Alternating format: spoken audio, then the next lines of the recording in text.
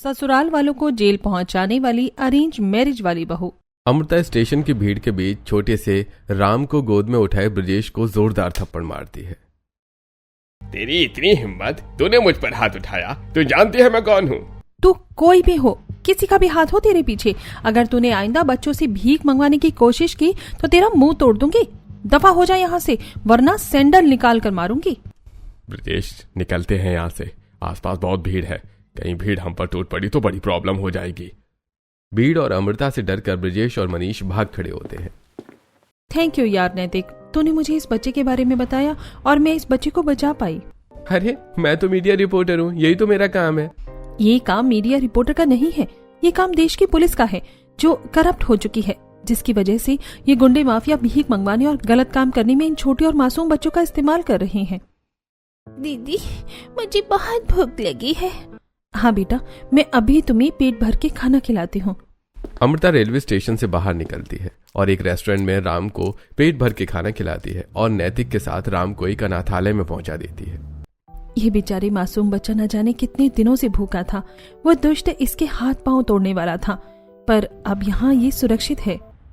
इतना कहकर अमृता और नैतिक वहां से निकलते हैं और अमृता अपने घर पहुंचती है। तूने रेलवे स्टेशन पर इतना बड़ा ड्रामा क्यों किया? अभी 1.5 घंटे नहीं हुए और तेरी रील पूरे हिंदुस्तान में वायरल हो गई है। माँ, वो आदमी उस छोटे बच्चे का हाथ पांव तोड़कर उससे भीख मंगवाने के लिए लाया था। अरे पगली, तू एक लड़की है, इतने जोखिम भरे काम क्यों करती है? आज तूने उस पर हाथ उठाया, कल को अगर वो तेरे ऊपर एसिड फेंक दे तो हम क्या करेंगे? अरे भाग्यवान, तुम क्यों इतनी फिक्र करती हो? हमारी बेटी पर कोई आंच नहीं आएगी। हाँ माँ, तुम चिंता क्यों करती हो?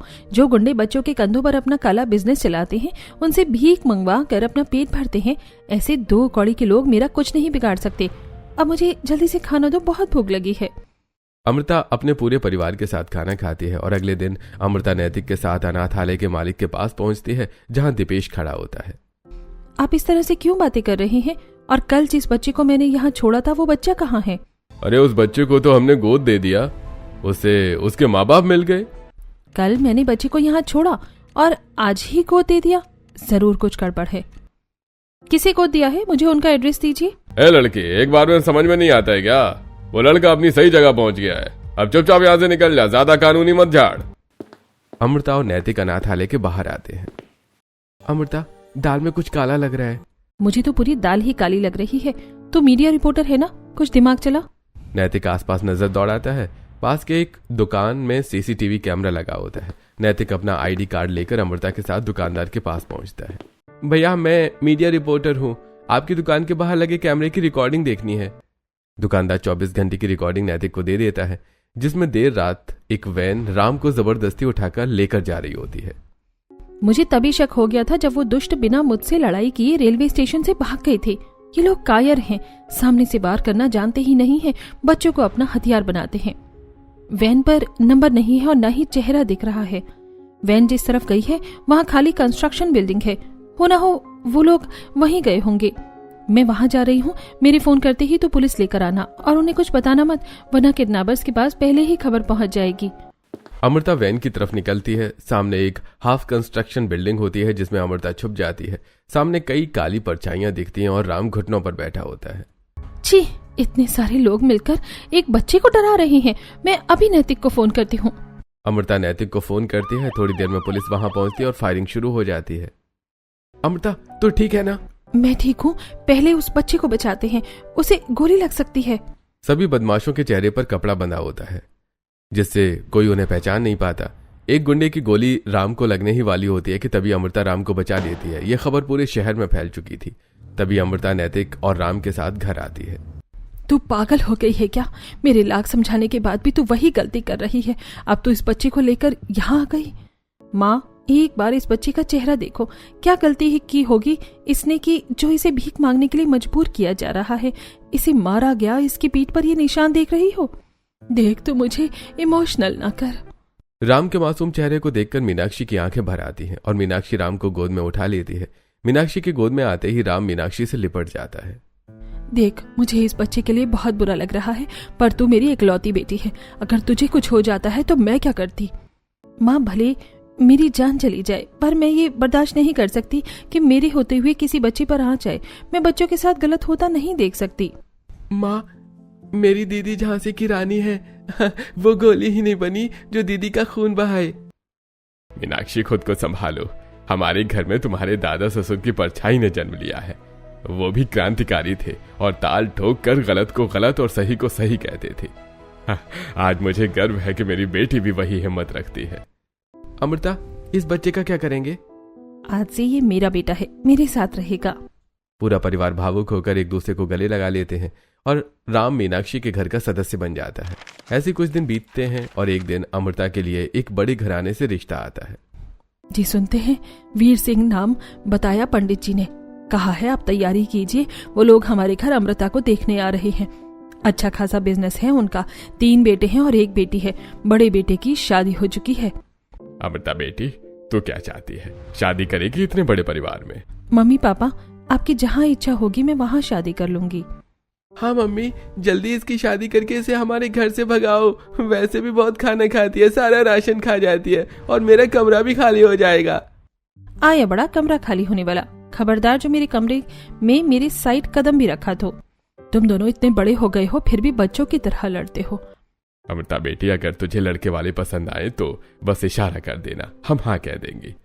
ऐसे ही आज का दिन बीतता है। अगले दिन राम स्कूल गया होता है, तभी वीर सिंह का पूरा परिवार सुंदर पहनावे में गाड़ी से उतरता है। कृष्ण मोहन उसका स्वागत करके सोफे पर बिठाते हैं। भाई, मेरे पूरे परिवार की तरफ से आपको भी नमस्कार। आपकी बेटी कहाँ है? जी, हमारी बेटी अंदर है। वैसे आपको हमारी बेटी के बारे में कैसे पता चला?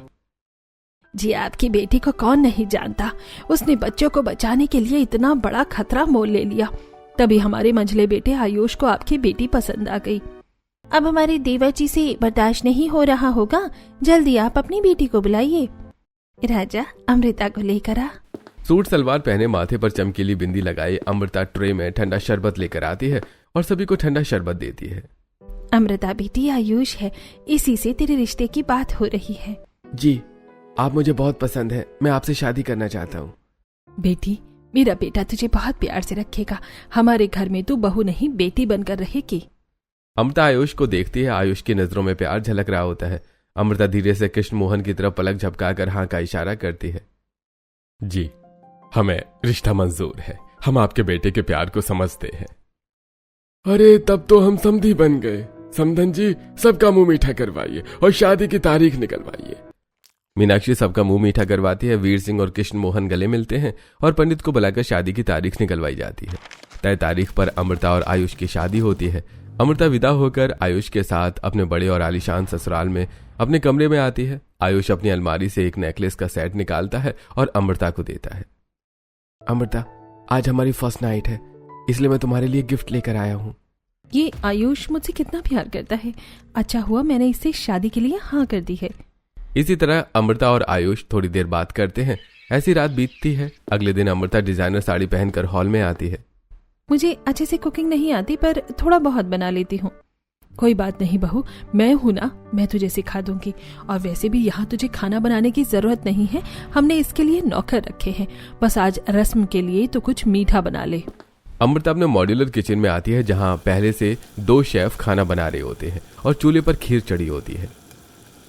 मैम, आप पतीले में चीनी डालकर खीर बनाकर अपनी रस्म पूरी कर लीजिए। नहीं, रस्म है तो रस्म की तरीके से करूंगी, मैं भी कुछ बनाऊंगी। अमृता शेफ के साथ मिलकर अपने ससुराल वालों के लिए पूरी, सब्जी और खीर बनाती है और बड़े से डाइनिंग टेबल पर सबको परोसती है। वाह बहू, क्या खाना बनाया है। देवरानी जी, ऐसा स्वादिष्ट खाना तो मैं भी नहीं बनाती। भाभी, ये मैंने अपनी पॉकेट मनी से बचाकर आपके लिए आईफोन लिया है। ये मेरी तरफ से आपके लिए। आईफोन? नहीं नहीं, मेरे पास मेरा फोन है। अरे ले लो, वैसे भी ये बड़ी कंजूस है, किसी को कुछ देती नहीं है। बेटी, ये मेरी तरफ से तुम्हारे लिए सोने के कंगन। इस तरह अमृता की पहली रसोई पूरी होती है और अगले दिन नाश्ते के बाद वीर सिंह अपने बेटों के साथ फैक्ट्री के लिए निकलने लगता है।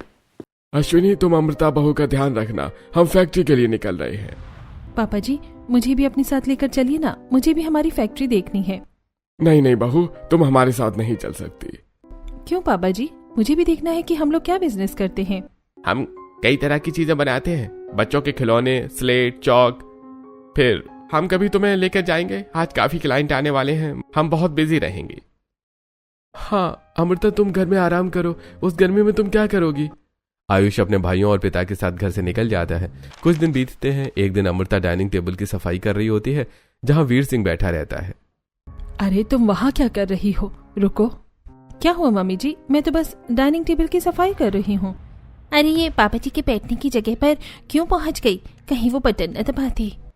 अरे बहू, मैं तो ये कह रही थी कि तू क्यों कर रही है, हमारे घर में नौकर है ना, नौकर कर लेंगे। मम्मी जी मुझे कुछ तो करने दिया करिए, घर की साफ सफाई, कपड़े धोना, खाना बनाना, ये सब काम नौकर ही करते हैं, मैं क्या करूँ। भाभी आप मेरे साथ चलिए, हम कमरे में बैठकर गेम खेलते हैं। आप लोग मुझसे कितना प्यार करते हैं, मुझे बहुत अच्छा ससुराल मिला है। ऐसे कुछ दिन बीतते हैं। एक दिन अमृता अपनी बालकनी में खड़ी आइसक्रीम खा रही होती है। आज सुप्रिया भी नहीं है, जेठानी जी भी नहीं है, इतने बड़े ससुराल में मैं अकेले बोर हो रही हूँ, क्या करूँ। हाँ आज मैं फैक्ट्री चली जाती हूँ। इतना कहकर अमृता अपने ससुराल के गैराज की तरफ जाती है। अरे लड़की, गैराज में कहाँ जा रही है, मालिक जान गए तो मुझे जिंदा नहीं छोड़ेंगे। अरे छोटी मालकिन, आप गैराज में क्यों जा रही हैं? मुझे कहीं जाना है, इसलिए मैं स्कूटी निकालने जा रही हूँ। मालकिन आपको स्कूटी की क्या जरूरत है, मैं आपको गाड़ी से लेकर चलता हूँ। नहीं, मुझे अकेले ही जाना है, मैं स्कूटी से चली जाऊंगी। ठीक है, अगर आपको स्कूटी से भी जाना है तो मैं स्कूटी निकाल देता हूँ। मेरा ससुराल तो बहुत अच्छा है, पर ये लोग इतना अजीब बर्ताव क्यों करते हैं। मम्मी जी डाइनिंग टेबल साफ करने पर घबरा जाती हैं और ये मेरे गैराज में जाने से घबरा रहा है। ऐसा क्या है गैराज में। तब तक रघु चमचमाती स्कूटी लाकर अमृता के सामने खड़ी कर देता है और अमृता स्कूटी लेकर अपने ससुराल की फैक्ट्री के लिए निकल जाती है। वहीं दूसरी तरफ फैक्ट्री में एक काली परछाई होती है, कुछ मासूम बच्चों के सामने खड़ी होती है। क्या कहा तुम लोगों ने, तुमसे काम नहीं होता? एक एक के हाथ पांव तोड़वा कर केमिकल में फेंकवा दूंगा। चुपचाप चाय ब्रेड खाओ और काम पर लग जाओ। मुझे अपने घर जाना है, मेरे मम्मी पापा मेरा इंतजार कर रहे होंगे, तुम लोग मुझे स्कूल से यहाँ क्यों लेकर आए। भूल जा अपने मम्मी पापा को, आज से यही तेरी दुनिया है, यही तुझे काम करना है। इतना कहकर वीर सिंह अपनी फैक्ट्री की बालकनी में आता है। तभी वीर सिंह की नजर गेट पर पड़ती है जहां अमृता गार्ड से बात कर रही होती है। आप अंदर नहीं जा सकती, कोई भी हो, जब तक बॉस की इजाजत नहीं होगी तब तक कोई अंदर नहीं आएगा। अरे मैं उनकी बहू हूँ, आप उन्हें फोन कर लीजिए। और हमारी फैक्ट्री में इतने सारे बच्चे यहाँ वहाँ क्यों घूम रहे हैं। तभी अचानक अलार्म बजता है और एक तरफ काम कर रहे सभी बच्चे अपनी थाली लेकर दौड़कर खाने पर बैठ जाते हैं। तभी वीर सिंह अपने बेटों के साथ फैक्ट्री कंपाउंड में आता है। अरे अमृता, तुम यहाँ क्या कर रही हो। जी आज घर पर कोई नहीं था, मैं बोर हो रही थी, इसलिए अपनी फैक्ट्री देखने चली आई। अच्छा किया बहू तुम चली आई, अब देख लो हमारी फैक्ट्री। आयुष, अब तुम बहू को घर पहुंचा दो। पापा जी अभी तो मैं आई हूँ, गार्ड मुझे अंदर नहीं आने दे रहा था। मुझे अपनी फैक्ट्री घूमनी है, प्रोसेस देखना है। और इतने सारे बच्चे यहाँ क्या कर रहे हैं। क्या आप हमारी फैक्ट्री में बच्चों से काम करवाते हैं। नहीं, हम बच्चों से कोई काम नहीं करवाते। जी साफ दिख रहा है कि यहाँ बच्चे काम कर रहे हैं और अभी खाना खा रहे हैं, आप झूठ क्यों कह रहे हैं। बहू सुनने में अजीब लगता है, पर जितने भी बच्चों को उनके माँ बाप छोड़ देते हैं या कोई जरूरतमंद बच्चा मिलता है, उन्हें हम अपने सर्किल में लेकर आते हैं ताकि उन्हें भीख न मांगनी पड़े, और हम उन्हें पढ़ाते भी हैं। हाँ अमृता, ये गरीब बच्चे हैं, इन्हें थोड़े पैसे की जरूरत होती है और इन्हें एहसान न लगे इसलिए ये खुद ही काम करते हैं। हम इनसे 5 घंटे काम करवाते हैं और बाकी समय इन्हें पढ़ाते हैं। ये सुनकर अमृता बच्चों के बीच जाकर बैठ जाती है जहां सभी बच्चे चाय और ब्रेड खा रहे होते हैं। बच्चों, तुम सभी को चाय ब्रेड पसंद है। हाँ, हमें चाय ब्रेड बहुत पसंद है। अच्छा ठीक है, मैं आती रहूंगी अपनी फैक्ट्री देखने। इतना कहकर अमृता अपनी स्कूटी लेकर घर वापस चली जाती है। वहीं वीर सिंह गुस्से में अश्विनी को फोन करता है। अश्विनी, वो लड़की कहाँ है जिसे बच्चों से बड़ा प्यार है। इतना गुस्सा क्यों कर रहे हैं, वो अपने कमरे में होगी। अश्विनी, तुम्हें सिर्फ एक काम दिया था कि वो लड़की हमारी घर की 4 दीवारी से बाहर नहीं निकलनी चाहिए। वो आज फैक्ट्री तक कैसे पहुंच गई और तुम्हें पता तक नहीं चला। क्या वो फैक्ट्री पहुंच गई, उसे कुछ पता तो नहीं चला, उसने बच्चों को तो नहीं देखा। अब हम क्या करेंगे। पहले तुम शांत हो जाओ। वो फैक्ट्री आई थी और उसने बच्चों को भी देखा, पर उसे हमारी सच्चाई के बारे में कुछ पता नहीं चला। आइंदा वो यहाँ जहां भी जाएगी तुम उसके साथ जाओगी या हमें बताओगी कि वो कहाँ गई है, समझ में आया। इतना कहकर वीर सिंह फोन रख देता है और बालकनी में खड़ा होकर नीचे की तरफ देखता है जहां आयुष डंडा लेकर बच्चों को मार रहा होता है। भैया मत मारो, बहुत जोर से लगती है। लगती है? इसीलिए तो मार रहा हूं। जल्दी जल्दी काम करो। अरे तुम लोगों ने अभी तक सिर्फ 100 जार केमिकल भरे हैं। दिन में कम से कम 1000 जार केमिकल तैयार होने चाहिए, वरना इसी केमिकल में फेंक दूंगा। आनंद की फटकार से हरे रंग के केमिकल के पास मास्क पहने बच्चे और तेजी से काम करने लगते हैं। केमिकल से गाढ़ा हरा धुआं निकल रहा होता है। आनंद फुल फेस मास्क पहने होता है और बच्चे नंगे मुंह काम कर रहे होते हैं। वहीं दूसरी तरफ अश्विनी। कनिका, सुप्रिया, आज तुम्हारे पिता ने बहुत डांटा है। आज से वो लड़की कहीं भी जाएगी, हम उसके साथ रहेंगे और अब घर में भी क्लाइंट आएंगे। मुझे बहुत अलर्ट रहना होगा। ऐसे कुछ दिन बीतते हैं और एक दिन अमृता अपने कमरे में तैयार हो रही होती है। तभी सुप्रिया और कनिका आती हैं। भाभी आप कहाँ जा रही हैं? मैं अपने दोस्तों के साथ मंदिर जा रही हूँ। भाभी अकेले अकेले दोस्तों से मिलने जा रही हैं? मुझे भी ले चलिए ना, मैं भी आपके दोस्तों से मिल लूंगी। मेरे दोस्तों से मिलकर आप क्या कीजिएगा? बोर हो जाइएगा आप हमारे साथ। छोड़ दीजिए ननन जी, देवरानी जी हमें अपने साथ लेकर जाना नहीं चाहती हैं, वरना इनके दोस्तों से कोई कैसे बोर हो सकता है? ये तो बहुत मस्ती करती होंगी। आप लोग नाराज क्यों हो रही हैं? अगर चलना है तो चलिए। वो तो मैं मंदिर जा रही थी इसलिए मना कर रही थी। अमृता तैयार होकर अपनी नंद और जिठानी के साथ घर से निकलती है और मंदिर पहुंचती है, जहां नैतिक राम के साथ आया होता है। दीदी आप आ गई? कितने दिनों बाद आप मुझसे मिल रही हैं। राम, मुझे तेरी बहुत याद आ रही थी। अब तेरी तबीयत कैसी है? दीदी तुमने मुझे उन बदमाशों से बचा लिया, वरना वो मेरी टांग तोड़ देती। तुम्हारे होते हुए मुझे कुछ हो सकता है क्या? ये मेरा दोस्त है नैतिक, और नैतिक ये मेरी ननंद और मेरी जेठानी है। अच्छा, तो ये है आपका दोस्त, इसी के साथ आप मंदिर आ रहे थे? अमृता सभी के साथ भगवान का दर्शन करती है और प्रसाद लेकर नीचे उतर रही होती है। सीढ़ियों पर सिर्फ पैंट पहने छोटा बच्चा बैठा होता है। दीदी बहुत दिनों से भूख लगी है, कुछ पैसे दे दो। ये क्या नैतिक, ये बच्चा यहाँ भीख मांग रहा है? तुझे पता नहीं है?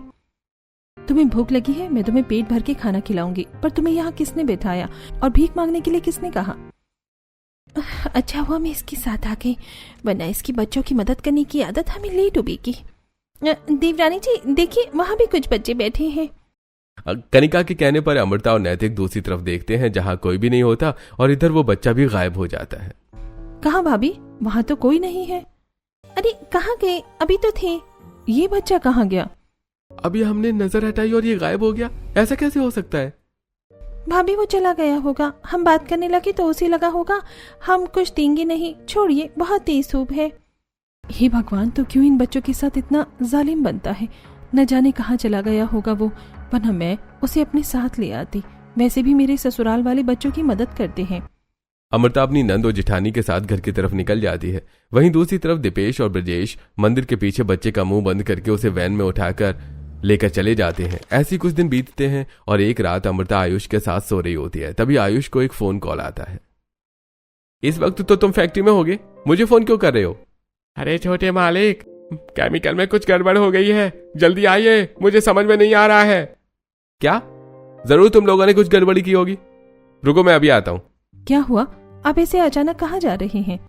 चुपचाप सो, मुझसे ज्यादा सवाल जवाब मत करो। ये क्या आयुष, तुम मुझसे इस तरह क्यों बात कर रहे हो? आई एम सॉरी अमृता, वो एक इमरजेंसी है इसलिए मेरे मुंह से निकल गया। तुम आराम करो, मुझे फैक्ट्री जाना होगा। इतना कहकर आयुष वीर सिंह और आनंद के साथ घर से निकलता है और फैक्ट्री पहुंचता है, जहां कई बच्चे बेहोश पड़े होते हैं। किसी के सिर पर बाल नहीं होते हैं, किसी के शरीर पर दाने और फोड़े होते हैं। देखिए ना सर, ये बच्चे काम करते हुए बेहोश हो रहे हैं। पहले हम सभी के लिए मास्क लेकर आओ, इतना खतरनाक केमिकल खुला हुआ है और हमें यहां बुला लिया।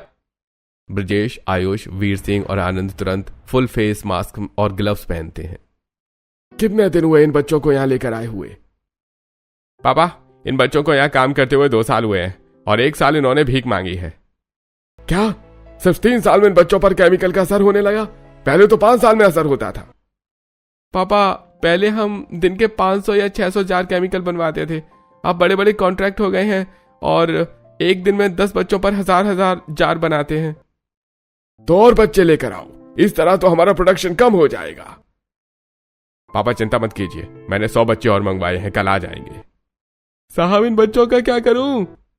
इन्हें कैप्सूल वाले काम के लिए भेज दो, मैं एक्सपर्ट डिपार्टमेंट से बात कर लेता हूं। फिर वीर सिंह और आनंद ऑफिस में जाकर बैठ जाते हैं और आयुष खतरनाक केमिकल की जांच पड़ताल करने लगता है।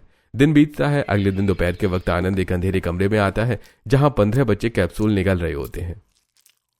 उनके सिर पर बाल नहीं होते, शरीर पर दाने होते हैं और आंखों पर पट्टी बंधी होती है।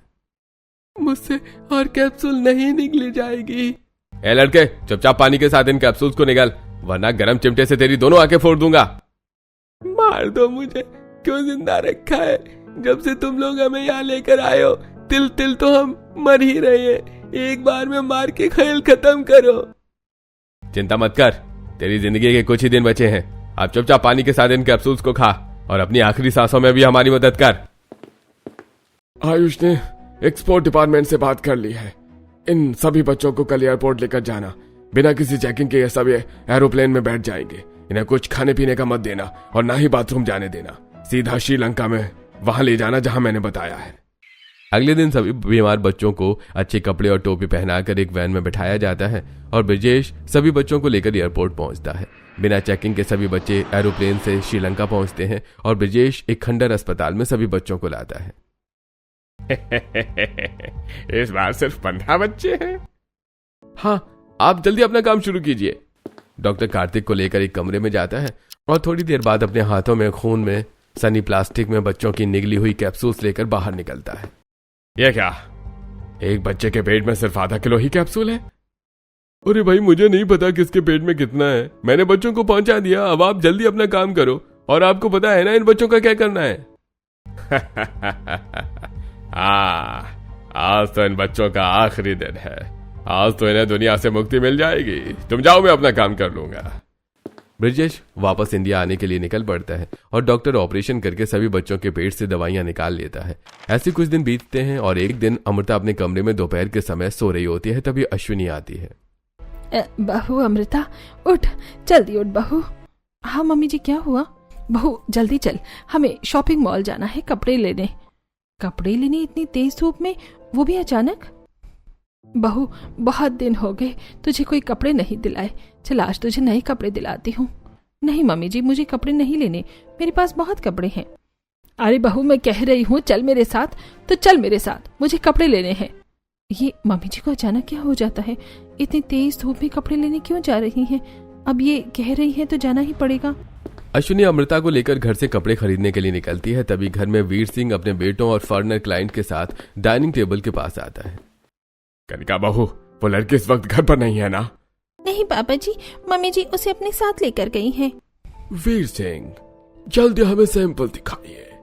हाँ, अभी दिखाता हूँ। इतना कहकर वीर सिंह डाइनिंग टेबल पर अपनी बैठने वाली जगह के नीचे लगे बटन को दबाता है। बटन दबाते ही डाइनिंग टेबल थोड़ी ऊपर की तरफ उठ जाती है और उसका ढक्कन खुलता है। अंदर गोला बारूद और गन रखे होते हैं। Fantastic mister Veer Singh, I loved it. अब हमें इन गन्स की खासियत बताइए। मिस्टर विलियम और मिस्टर इब्राहिम, ये सारे गन ईरान के मिलिट्री कैंप के हैं। हमारे आदमियों ने वहां से चुरा कर ये इंडिया भेजे हैं। एक एक गन स्पेशली वॉर के लिए तैयार किया गया है। हमें ऐसे ही हथियारों की जरूरत थी। हमें 100 पीस एवरी गन के चाहिए और हमें खास आपके इंडिया से मिलने वाले वो केमिकल्स और वो दवाई भी चाहिए। डोंट वरी, आपको गन गोला बारूद आप जहां कहेंगे वहां हम भिजवा देंगे, बट पैसे इंडियन करेंसी में चाहिए और कैश चाहिए। और वो केमिकल और दवाइयां श्रीलंका के थ्रू आपके पास पहुंच जाएंगी, बट उसके पैसे आपको कैश श्रीलंका की करेंसी में देने होंगे। डोंट वरी, आप लोग जैसे चाहेंगे वैसे आपको पेमेंट मिल जाएगी। बस हमारा सामान 15 दिन के अंदर सही समय पर डिलीवर हो जाना चाहिए। फॉरेनर क्लाइंट्स नशीली दवाइयों और गोला बारूद की डीलिंग करके चले जाते हैं और वीर सिंह डाइनिंग टेबल को बंद कर देता है। वहीं दूसरी तरफ अश्विनी अमृता को गाड़ी में लेकर शहर में घुमा रही होती है। मम्मी जी, 1 घंटे से आप मुझे शहर के चक्कर कटवा रही हैं। आखिर कौन सा मॉल ढूंढ रही हैं आप? मुझे नाम बताइए, मैं गूगल में चेक करती हूँ। अरे तू मेरे ड्राइविंग का मजा ले, देख मैं कितनी अच्छी ड्राइविंग कर रही हूँ और मुझे याद नहीं आ रहा वो मॉल कौन सा था। अच्छा 1 घंटा हुआ क्या? मम्मी जी 1 घंटे से ज्यादा हो गए हैं। अब तक तो काम हो गया होगा। चल हम घर चलते हैं। काम? कैसा काम? अरे कोई काम नहीं, चल घर चलते हैं, फिर कभी आएंगे कपड़े खरीदने। अमृता अश्विनी की बातों से हैरान हो जाती है और चुपचाप घर वापस लौट आती है। ऐसे कुछ दिन बीतते हैं और एक दिन फैक्ट्री में दीपेश भागते हुए वीर सिंह के पास आता है। बॉस, हमारी फैक्ट्री से एक बच्चा गायब है।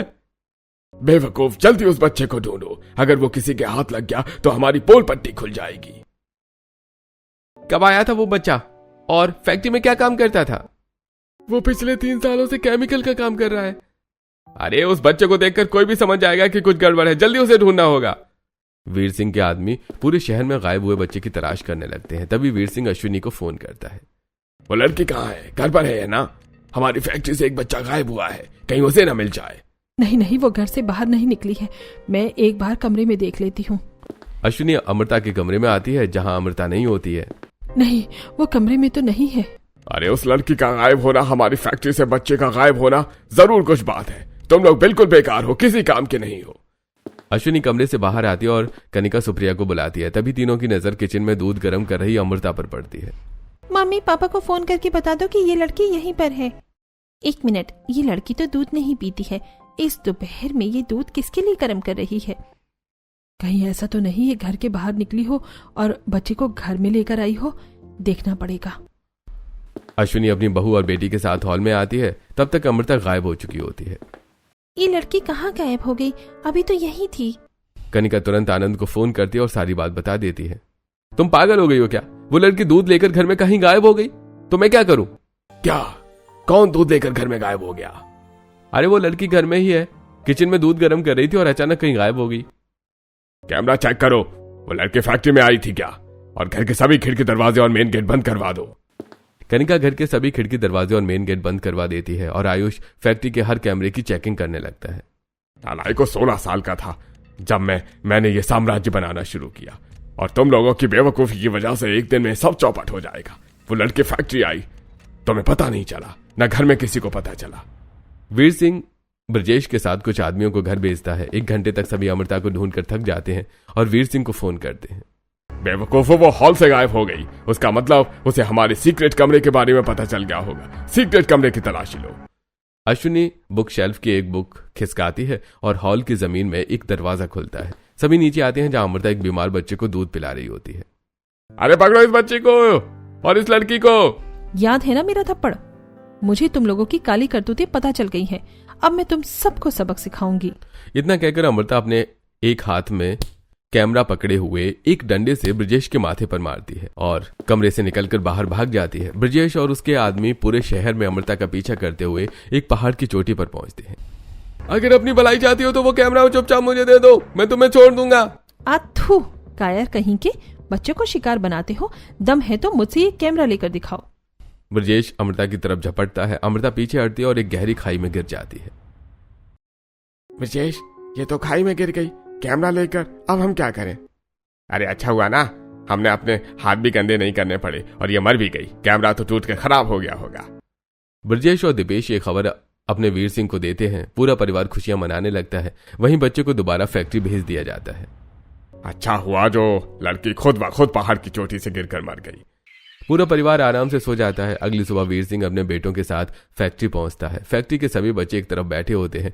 Police, media reporters, corrupt officers और नेता घुटनों के बल बैठे होते हैं। बच्चों भागो, लगता है सीआईडी ने हमारी पोल पकड़ ली है। वीर सिंह दरवाजे की तरफ भागता है। तभी रामू और सूरज रास्ते में वीर सिंह और उसके बेटों को रस्सी से फंसाकर गिरा देते हैं और सीआईडी ऑफिसर उन्हें हथकड़ी लगाकर उन्हें करप्ट ऑफिसर और नेताओं के साथ में घुटनों पर बिठा देते हैं। तुम लोगों ने हमें क्यों पकड़ा है? बंद कर अपना ड्रामा, वरना यही एनकाउंटर कर दूंगा तुम्हारी। बहू ने हमें तुम्हारी सब सच्चाई बता दी है। तभी अमृता नैतिक के साथ सामने आती है। तुम तो पहाड़ से गिरकर मर गई थी, यहां कैसे आ गई? पहाड़ से मैं नहीं, सिर्फ कैमरा गिरा था। मैं तो एक उभरी हुई चट्टान पकड़कर बच गई और जिन बच्चों को तुम जरिया बनाते हो उसी बच्चे ने नैतिक को बुलाया और मेरी जान बचा ली। और मैं तो सिर्फ कैमरा लेकर भागी थी। चिप तो बच्चे के पास थी जो उसने नैतिक को दी है। इतना कहते ही नैतिक अपने कैमरामैन के साथ रिपोर्टिंग शुरू करता है। आपके ससुराल वाले गैर कानूनी काम कर रहे हैं, यह आपको पता कैसे चला? आधी रात को आयुष घर से निकलता है। लगता है कोई बड़ी इमरजेंसी है, मुझे भी आयुष के साथ जाना चाहिए। अमृता परेशान होकर आयुष के पीछे उसकी फैक्ट्री पहुंचती है और चुपके से उनकी सारी बातें सुन लेती है। मेरी ससुराल वाले बच्चों से गैर कानूनी काम करवाते हैं, अब मैं आपको दिखाती हूँ। अमृता मीडिया रिपोर्टर्स को केमिकल बना रहे हैं जगह पर ले जाती है। ये वो जानलेवा केमिकल है जिससे नकली हार्मोन्स बनाए जाते हैं और ये केमिकल पिंडर के जंगलों में ही पाया जाता है। इसका धुआं कितना खतरनाक होता है ये आप बाहर बैठे बीमार बच्चों को देखकर अंदाजा लगा सकते हैं। फिर अमृता पैकेजिंग एरिया में जाती है जहां बच्चों के खिलौने, स्लेट और चौक रखे होते हैं। आपको लगता होगा यहाँ बच्चों के खिलौने बन रहे हैं।